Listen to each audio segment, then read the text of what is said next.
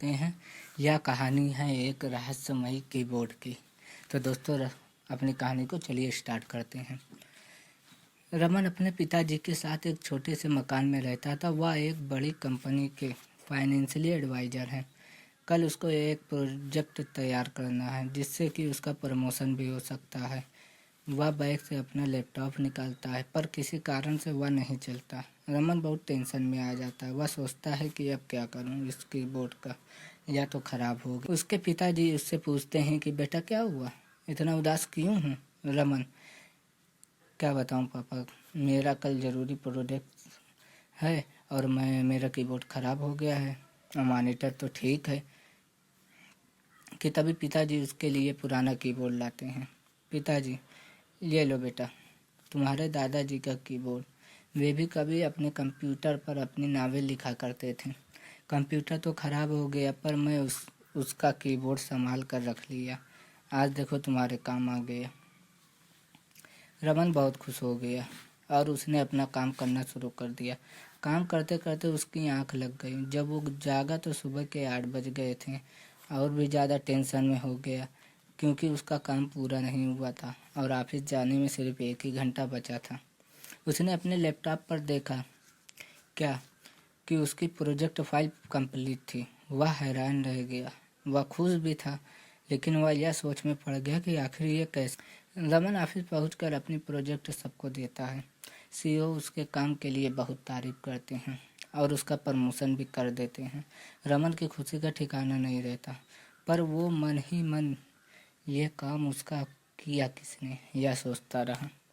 रात को खाना खाकर वो अपने पिताजी से पूछा कि क्या आपने मेरे लैपटॉप पर कुछ काम किया था। नहीं, मुझे तो चलाना ही नहीं आता लैपटॉप, मैं तो रोज़ रात को अपना भजन सुनता हूँ। रमन फिर अपना लैपटॉप खोलता है और ऑफिस का काम करने लग जाता है कि तभी उससे रश्मिका का फ़ोन आता है जो कि उसके ऑफिस में काम करती है। रश्मिका: हेलो रमन, कल धीरज का जन्मदिन है, तुम चल रहे हो ना शाम को पार्टी। रमन: नहीं यार, कल मुझे पापा को लेकर डॉक्टर के पास जाना है रूटीन चेकअप के लिए और अपना कीबोर्ड भी ठीक कराना है तो मैं नहीं आ सकता। रश्मिका: अच्छा ठीक है, मैं कह दूंगी, बाय। रमन ये सब झूठ बोला था क्योंकि वह धीरज को पसंद नहीं करता। आखिर वो उसके सबसे बड़ा दुश्मन था जो कि उसके हर कामों में बाधा डालता था और वो रश्मिका का होने वाला मंगेतर भी था, इसलिए रमन उससे और जलता था। रमन मन ही मन रश्मिका से प्रेम करता था लेकिन वह उससे कह नहीं पाता था क्योंकि वह धीरज को पसंद करती थी। रमन फिर वापस अपने काम में जाने लगा और एक कप चाय पीने की सोचता है। रसोई में जाकर वो अपने लिए चाय बनाता है। वापस आकर देखता है तो उसके कंप्यूटर स्क्रीन पर यह लिखा होता है, तुम्हें कल पार्टी में जाना चाहिए। ये पढ़कर रमन के होश उड़ जाते हैं।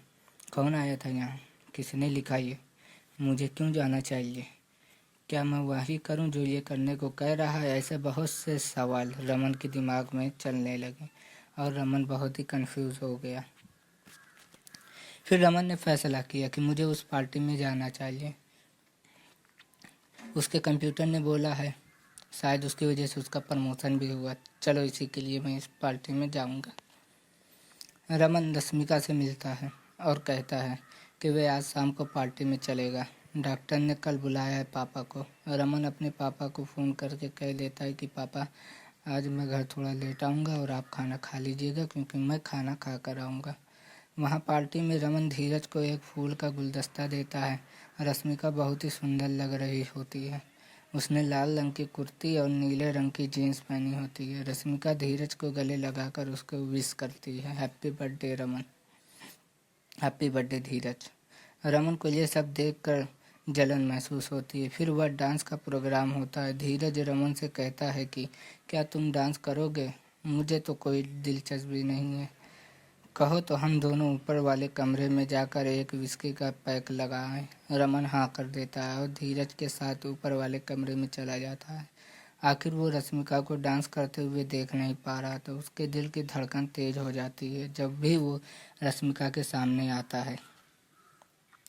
धीरज और रमन दोनों एक साथ एक पैक लगाने की तभी धीरज को जोर से खांसी होने आ जाती है।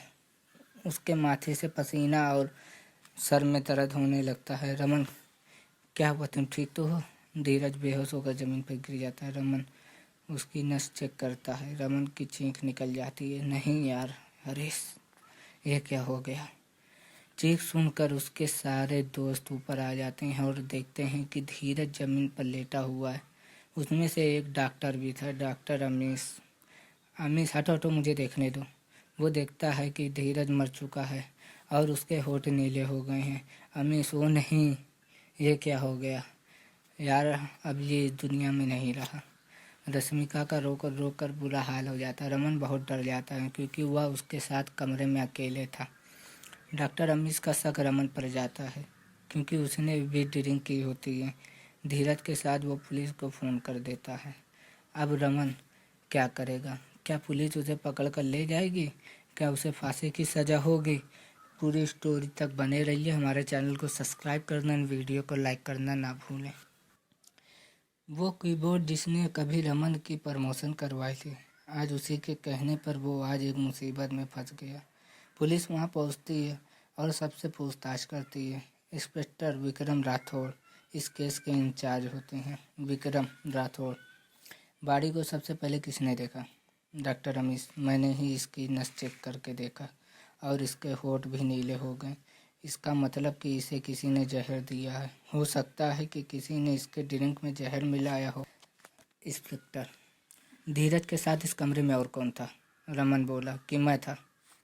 हम दोनों एक साथ में एक ड्रिंक पी रहे थे।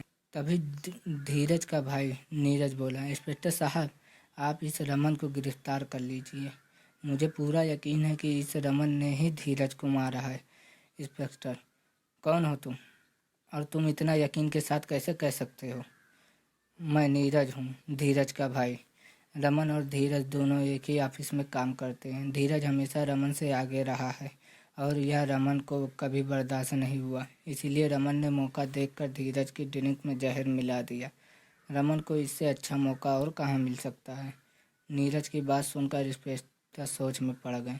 इंस्पेक्टर विक्रम राठौड़ ने, क्योंकि रमन उसी वक्त धीरज के साथ अकेला था और ड्रिंक भी कर रहा था, तो सारा शक रमन पर ही जाता है। इसलिए हम रमन को इसी वक्त गिरफ्तार करते हैं। रमन यह सब सुनकर पसीने पसीने हो गया, अंदर से बहुत घबरा गया। इंस्पेक्टर साहब, आपके पास प्रूफ क्या है कि मैंने ही यह खून किया है? मैं तो बस यार धीरज को बर्थडे विश करने आया था। इंस्पेक्टर साहब, लाश को ओटीपी के लिए भेजा जाए, लाश को ऑटोप्सी के लिए भेजा जाए। मिस्टर रमन, अब जो बातें होंगी सीधा हवालात में होंगी।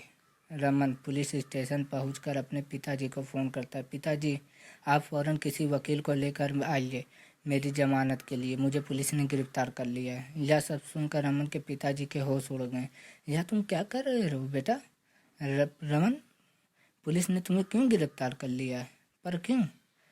पापा, इनको लगता है कि मैंने धीरज को मारा है। आप देर न करें, फ़ौरन एक वकील लेकर आएँ।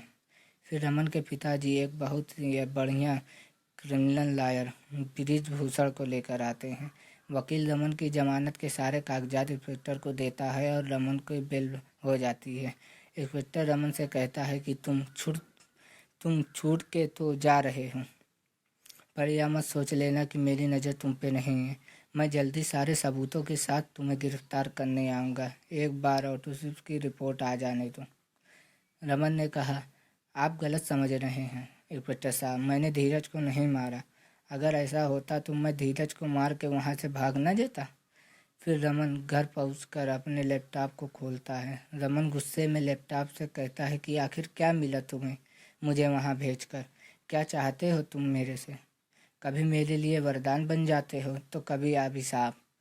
तभी रमन देखता है कि कीबोर्ड के बटन अपने आप दब रहे होते हैं और स्क्रीन पर लिखा होता है कि अब रश्मिका सिर्फ तुम्हारी है।